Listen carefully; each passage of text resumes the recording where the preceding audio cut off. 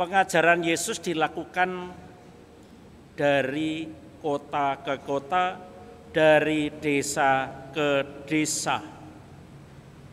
Itu hanya ingin mengatakan kepada kita bahwa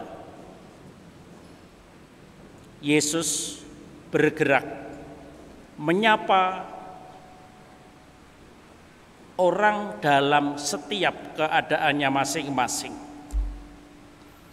Yang menarik adalah entah itu di kota, entah itu di desa, orang bertanya, Tuhan, sedikit sajakah orang yang diselamatkan? Keselamatan, atau dalam bahasa Yesus, kerajaan Allah, atau dalam bahasa kita yang sekarang adalah kebahagiaan. Kerajaan Allah, keselamatan ataupun kebahagiaan itu yang dari waktu ke waktu dirindukan dan dicari setiap orang. Kita hidup di dunia, tetapi pada waktu kita ditanya, apa yang kamu cari dalam hidupmu? Pertama, kebahagiaan di dunia, dan kedua, keselamatan di surga. Yang menarik adalah jawaban Yesus. Berjuanglah untuk masuk melalui pintu yang sesak itu, untuk bisa mendapatkan atau sampai kepada keselamatan atau kebahagiaan. Setiap orang harus melalui pintu,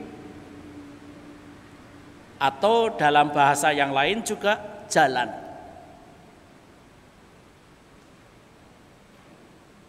Pintu atau jalan. Tetapi yang ditunjukkan oleh Yesus adalah bukan jalan yang lapang, bukan pintu yang lebar, tetapi pintu itu sempit. Artinya,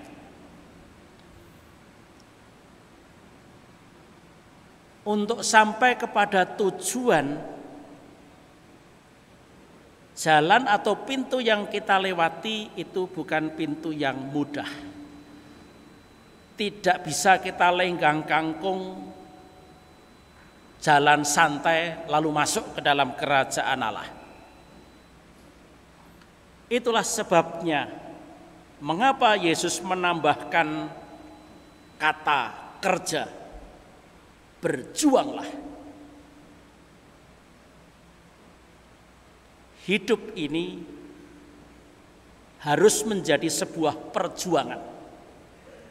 Perjuangan bagaimana caranya supaya kita masuk ke dalam kerajaan Allah.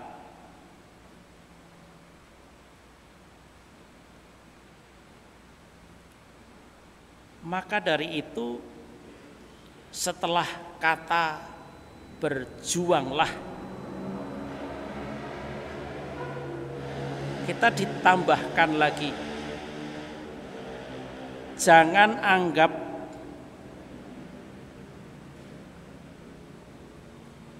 bahwa hidup itu menjadi mudah.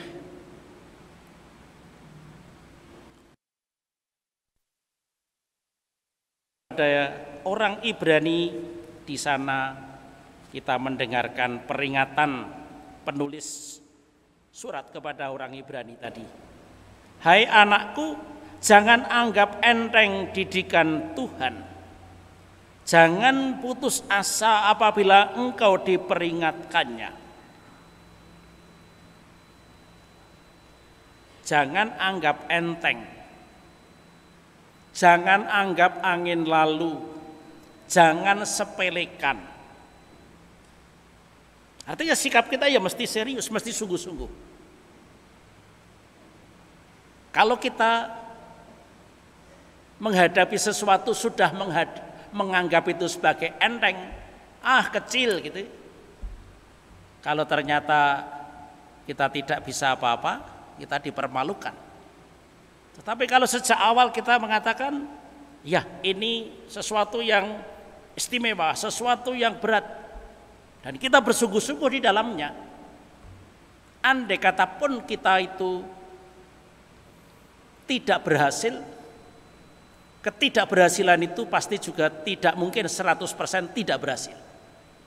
Karena apa? Karena sudah ada usaha, sudah ada sikap yang serius di dalam mengawali tantangan itu tadi. Dan Tuhan akan memperhitungkan sikap seperti itu. Maka juga bisa ditambahkan kepada kita, pada waktu kita menghadapi tantangan dan kesulitan, jangan menyerah. Selain juga jangan menyerah adalah jangan mengeluh. Karena mengeluh ataupun menyerah dan nanti pada akhirnya juga putus asa, itu bukan sikap-sikap yang dikehendaki oleh Tuhan.